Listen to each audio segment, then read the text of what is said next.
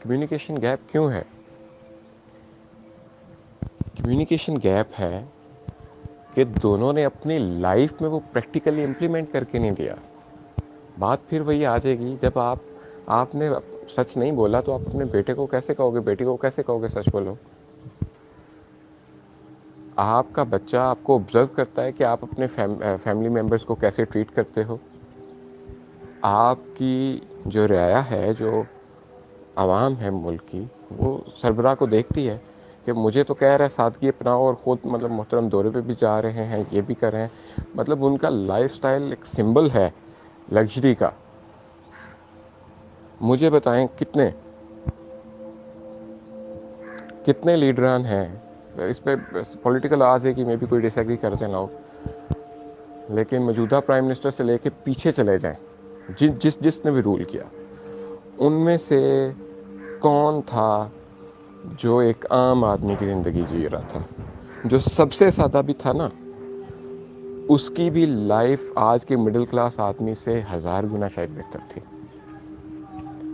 تو میں تو دیکھوں گا ایدی کو کہ وہ میرے جیسا تھا، وہ بیٹھا تھا، روڈ پہ بھی بیٹھ جاتا تھا. میں دیکھوں گا جالب کو، اس سے بھی چوکوں پہ ویسے ڈنڈے پڑتے تھے جیسے مجھے ڈنڈے پڑتے ہیں. تو رہی بات دنیا میں یہ فریڈم نام کا یہ جو لفظ ہے نا، یہ ایبسولوٹ 100% کہیں پہ بھی نہیں ہے. ایون اس گروپ میں نہیں ہے. میں اس گروپ میں جو مرضی نہیں کر سکتا، میں ریلیونٹ پوسٹ نہیں کر سکتا، میں پورن شیئر نہیں کر سکتا، تو میں فری نہیں ہوں پھر یہاں پہ. تو جو فریڈم کی جو ڈیفینیشن ہے وہ ایبسولوٹ کہیں بھی نہیں ہے. تو جب ہم فریڈم کی بات کرتے ہیں تو فریڈم آف اسپیچ کی بات کرتے ہیں، جیسے اوپر ہم نے بات کی، تو وہاں پہ ہیومن رائٹس پہ کام کرنے والے ایک چیز کو لے آتے ہیں، رسپیکٹ ادرس. تو جیسے ہی ہم رسپیکٹ ادرس کے خانہ کو ٹک کرتے ہیں، چیک کرتے ہیں، تو ہمارے اوپر باؤنڈریز آ جاتی ہیں، لمیٹیشنز آ جاتی ہیں کہ میں نے مسلم ہوں تو نان مسلم کی رسپیکٹ کرنی ہے، نان مسلم ہوں تو مسلم کی رسپیکٹ کرنی ہے.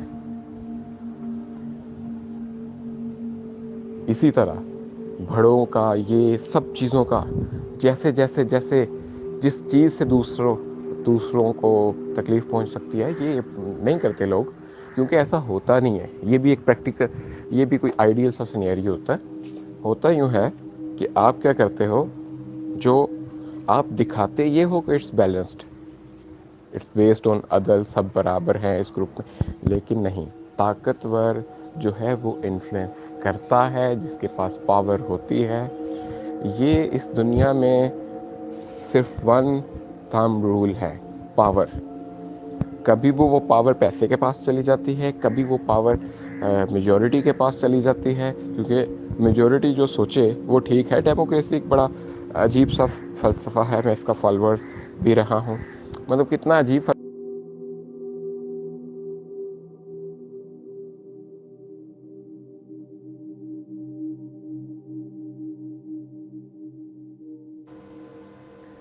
اس بات میں نے آپ کو کہا کچھ لوگ اپنی ڈٹرمینیشن کے بھی غلام ہوتے ہیں، خوابوں کے بھی غلام ہوتے ہیں. تو یہ ہے آپ سوچتے کیسے ہیں.